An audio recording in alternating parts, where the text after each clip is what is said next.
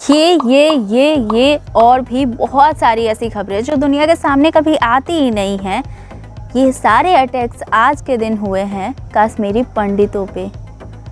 कश्मीर जो हमारे धरती का स्वर्ग माना जाता है, हमारे देश का सरताज माना जाता है, आज हर एक दिन वहाँ किसी कश्मीरी पंडित के दर्द की कहार गूंजती है। हर एक कश्मीरी पंडित को बेदखल करके उसके घर से निकालने की हर दिन कोशिश की जा रही है और किसी न किसी का खून बहाया जा रहा है। ये वही कश्मीर है जिसे महान ऋषि महाकश्यप ने बसाया और वहाँ पे सालों तक राज किया। और ये वही कश्मीर है जहाँ पे सालों तक हिंदू राजाओं का राज रहा। आज के इस वीडियो में मैं आपको बताऊंगी कि कैसे जहाँ पे कभी हिंदू पंडितों की मेजॉरिटी थी, आज वो माइनॉरिटी कैसे बनी हुई है और मुस्लिम धर्म आखिर इस बीच कश्मीर में कब आया। क्योंकि आपके जहन में भी ये सवाल ज़रूर आता होगा कि आखिर कश्मीर में तो पहले भी हिंदुओं का राज था, बाद में भी आज़ादी के टाइम हिंदू का राज था, तो आखिर ये मुस्लिम धर्म वहाँ कब आया और आज कैसे मेजॉरिटी बना हुआ है। आज के इस वीडियो के माध्यम से मैं किसी भी जाति धर्म को ठेस नहीं पहुंचाना चाहती, मैं बस कश्मीर के इतिहास को बताना चाहती हूं कि कैसे कश्मीर स्वर्ग से आज हिंदू पंडितों के लिए नर्क बना हुआ है और वो उन्हें अपने ही घर से बेदखल किया जा रहा है। ऐसे ऐसे आर्टिकल्स हर रोज़ न्यूज़पेपर में आ रहे हैं और कश्मीर फाइल्स जैसी इतनी इमोशनल फिल्म भी आई है जिसको देख के जो कभी नहीं रोता वो भी रो चुका है। फिर भी सरकार वहाँ पे कुछ क्यों नहीं करती।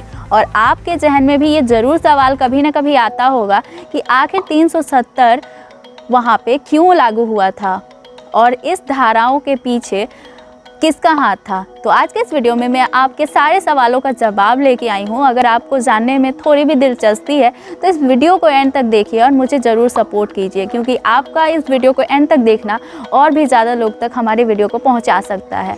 तो चलो आज की इस वीडियो की शुरुआत करते हैं।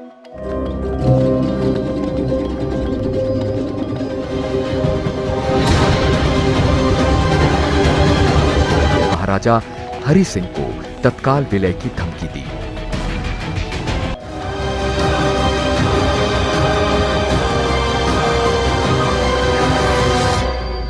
कलहन की राज तरंगिणी पुस्तक में भी कश्मीर का एक प्यारा सा चैप्टर है जहाँ पे कश्मीर का विस्तृत वहाँ पे पूरा उल्लेख किया गया है। लगभग तीसरी सदी में मौर्य वंश के महान सम्राट अशोक के शासनकाल में भी कश्मीर उनके साम्राज्य का अंश था और उस पे उन्होंने राज किया। और उसी के साथ तीसरी सदी के लगभग ही वहाँ पे बौद्ध धर्म पहुँचा, जो कि आज भी वहाँ पे बौद्ध धर्म है। मौर्य वंश के बाद वहाँ पे कुषाण वंश आता है और बहुत दिनों तक राज करता है। कुषाण वंश बौद्ध धर्म के संरक्षण का काम करता है और उसको बहुत बढ़ाता है। कश्मीर में वो लोग बहुत दिनों तक बहुत ज़्यादा डेवलपमेंट करते हैं। कुषाण वंश के बाद उज्जैन के राजा विक्रमादित्य कश्मीर पे शासन करते हैं और उन्हीं के साथ हिंदू धर्म कश्मीर में पहुँचता है। उन्होंने लगभग 100 सालों तक वहाँ शासन किया। कश्मीर का उल्लेख हमें महाभारत में भी मिलता है। उसके बाद साल दर साल गुजरते जाता है और अलग अलग राजा वहाँ पे राज करते हैं। अब सवाल ये उठता है कि कश्मीर जहाँ पे सिर्फ बौद्ध धर्म और हिंदू धर्म है, वहाँ पे मुस्लिम धर्म कैसे पहुँचता है। तो चलो ये भी जानते हैं। लगभग 14वीं शताब्दी में वहाँ पे मुस्लिम धर्म आता है और उसी के साथ सूफी लोग भी कश्मीर में आते हैं। लेकिन उस टाइम तक वहाँ पे कोई कट्टरवाद नहीं था, सारे लोग मिलजुल के रहते थे। उसके बाद पूरे देश पे मुगल साम्राज्य राज करने लगता है और कश्मीर में भी इसका प्रभाव दिखता है। कश्मीर में भी वो अपनी सीमाओं को बढ़ाते हैं और वहाँ पे उसी के साथ बहुत तेज़ी से मुस्लिम आबादी बढ़ती है। अब वहाँ पे बौद्ध धर्म के साथ हिंदू धर्म और मुस्लिम धर्म तीनों आ जाते हैं। 1814 ईस्वी में महाराजा रणजीत सिंह मुगलों से लड़ाई करते हैं और कश्मीर को हथिया लेते हैं और खुद गद्दी पे बैठ जाते हैं। अब वहाँ पे सिख साम्राज्य आता है और वहाँ पे एक और धर्म की एंट्री होती है, वो होता है सिख। उसके बाद एंग्लो सिख वॉर होता है जहाँ पे अंग्रेज जो होते हैं वो सिखों को हरा देते हैं और वहाँ पे गद्दी पे बैठते हैं गुलाब सिंह, जो कि अंग्रेज़ों की तरफ से होते हैं। गुलाब सिंह एक हिंदू होते हैं और वो गद्दी पे बैठते हैं। गुलाब सिंह के बड़े पोते होते हैं हरि सिंह, जो आज़ादी के समय तक कश्मीर के राजा थे। अब आता है 1947 का दौर, जब हमारा देश आज़ाद होता है। तो अंग्रेज़ों की कुछ इस तरीके से शर्त थी कि जो भी साम्राज्य भारत और पाकिस्तान में मिलना चाहते हैं वो मिल सकते हैं या फिर इंडिपेंडेंट भी रह सकते हैं। तो कश्मीर ने भी डिसाइड किया कि वो रहेंगे इंडिपेंडेंट, और इस तरीके से कश्मीर के जो राजा थे वो पाकिस्तान के साथ तटस्थता बनाते हैं और उनसे भी समझौता करते हैं कि वो उन पे हमला ना करे और मित्रवत व्यवहार करें। इसी के साथ वो भारत में भी मिलना नहीं चाहते हैं।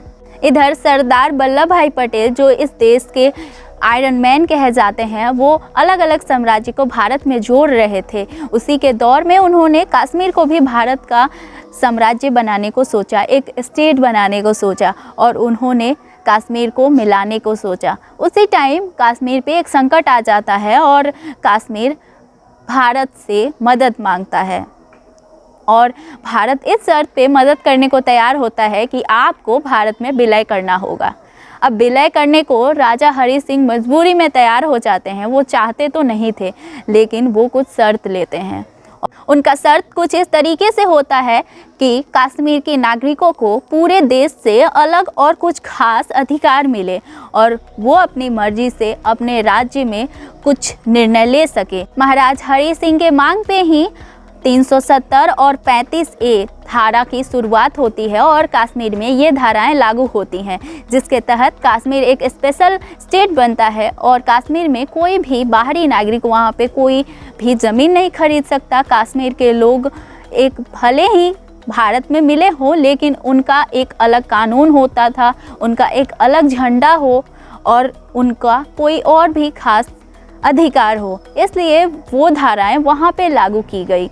इन धाराओं के साथ ही महाराजा हरि सिंह ने कश्मीर को भारत का स्टेट बनाने के लिए हामी भर दिया और इस तरीके से कश्मीर हमारे देश का एक राज्य बन गया।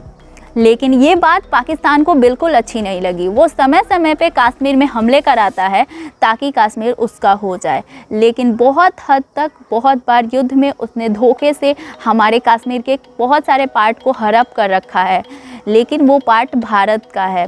पाकिस्तान सामने से तो कभी हमला नहीं करता, लेकिन पीठ पीछे छुप छुप के बहुत बार उसने कश्मीर को अपना पार्ट बनाने की कोशिश की। लेकिन जब इन सारे हथकंडों से वो फेल हो गया तो वहाँ के लोगों को भड़काने की उसने शुरू कर दी और भड़काने में वो काफ़ी हद तक सफल भी हो जाता है, क्योंकि वहाँ पे बहुत हद तक मुस्लिम आबादी है और मुस्लिम आबादी वहाँ के जो आते हैं मौलवी या फिर जो लोग भी होते हैं वो बहुत जल्दी भड़कावे में आ जाते हैं और अपने ही देश और अपने ही भाई बंधु जो कश्मीरी पंडित वहाँ पे रह रहे होते हैं उनको दुख देने लगते हैं और उनको वो अपना शत्रु मानते हैं और इसलिए आए दिन वो उनको बहुत ज़्यादा सताते हैं और बहुत सारी ऐसी न्यूज़ेज आती हैं जिसमें वो उन्हें मार भी देते हैं। हमारे देश के इन मुसलमानों को समझना चाहिए कि वो जो कश्मीरी पंडितों को मौत के घाट उतारते हैं वो उनके दुश्मन नहीं है, दुश्मन तो वो हैं जो उनको भड़का रहे हैं। आप सबको क्या लगता है कि कश्मीर में कश्मीरी पंडितों की रक्षा के लिए सरकार को कौन से ठोस कदम उठाने चाहिए या फिर कोई ठोस लॉ बनाना चाहिए?